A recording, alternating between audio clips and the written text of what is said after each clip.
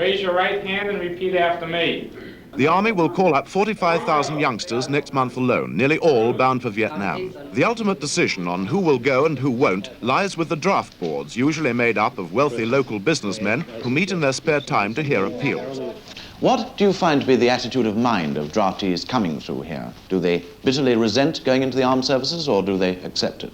In the majority of the cases, the men are not enthusiastic to enter the army. You men are about to be inducted into the armed forces of the United States.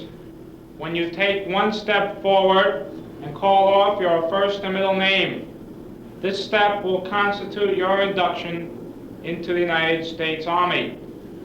If you have no middle name, substitute the word none. Group, Ted, Hut. Dougherty. William Joseph. Minkowski. Robert Edward. Velez. Jose Antonio. Scarmandella. Dominic Joseph. Gottlieb. Robert Stevens. All over America, folksy slogans echo General Westmoreland's call for more men to join Big Brother and volunteer. But in a nation not wholeheartedly behind the war, more and more voices are being raised against how non-volunteers are being called up for service. For every boy who's finally ordered to report, at least 6 others of similar age are able to stay at home. Good morning, men. This is room 204. This is where you'll be the rest of the day for induction. Now then, you'll be sent here by your local draft boards for the purpose of going into the service. And you'll be here all day, so you make yourself comfortable. Now then, there's a few things we have to find out. If there's anybody in here that has police records or medical evidence submitted by their doctors. If you have medical evidence, pin it onto the front of your papers. Onto the front of your papers. Now, if you have police trouble, you'll let us know so we can take care of you. If you don't tell us and you go on into the service and you find out later, it can make it pretty rough for you. Now then, you people will have to take a complete physical and a written test. As you see on the board over here, it tells you about what you're going to be doing today.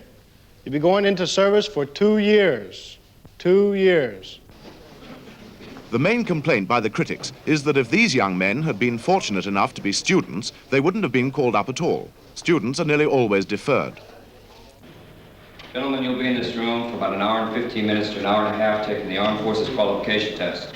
The scores you receive in this test will help determine to a large degree exactly what kind of work you'll be doing if and when you're inducted into the Armed Forces. You become a permanent part of your military and selective service record also. And we also feel you should know if you fail this test, and we feel you've deliberately failed the test, you can be inducted regardless of the score you attain on this test. While students at more and more colleges throughout the country are taking exams to prove that they're too intelligent to be called up, these youngsters are being required to show that they're intelligent enough to be in the Army. Many of them don't want to prove the point. And if they do pass the test, there's always the hurdle of the medical exam. Until recently, nearly 50% of youngsters eligible for call-up were rejected on medical grounds. But now the medical requirements for draftees have been lowered to meet the increasing demand for troops. But there's been no lowering of the standards required on eyesight.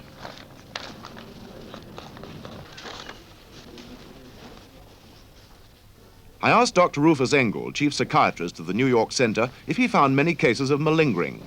I would say we see a large portion where the men try to aggravate existing symptoms. Of course, we see sometimes men who invent some symptoms of mental or nervous disorders. But on the average, the number is not too overwhelming. What do you find to be the attitude of mind of draftees coming through here? Do they bitterly resent going into the armed services, or do they accept it? In the majority of the cases, the men are not enthusiastic to enter the army. Of course, they accept the obligations as a law-abiding citizen, but they are not very happy about it. The ultimate decision on who will go and who won't lies with the draft boards, usually made up of wealthy local businessmen who meet in their spare time to hear appeals. They're not paid for the job.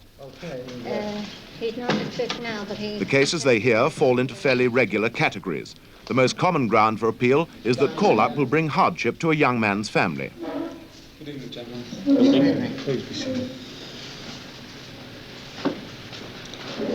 Mr. Stone, I have your file before me, and I see that you're asking for deferment for reason that the family needs you at home.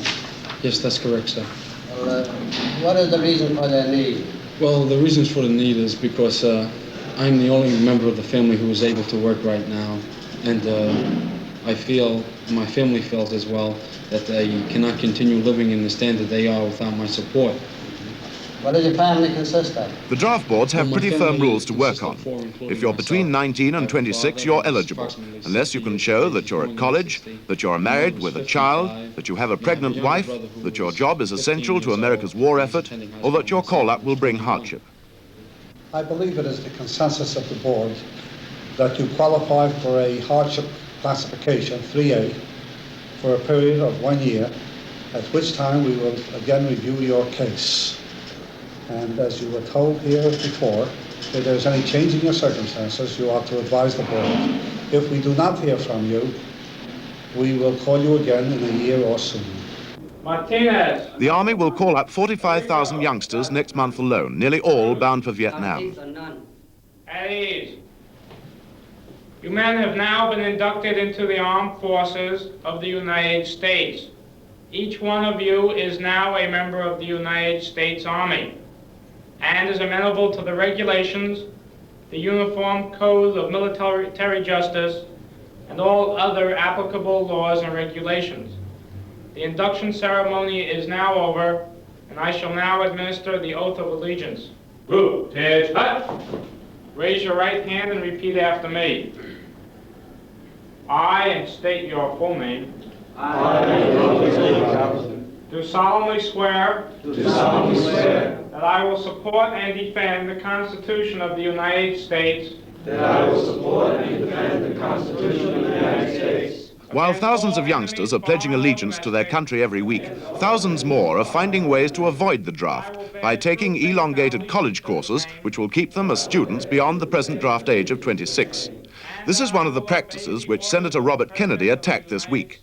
Critics of the present system argue that it allows class distinction to affect a boy's future, that because a father can afford to keep his son at college until he's 26, he's been given the right to buy his son out of the danger of being called up. The price these men may have to pay is much higher.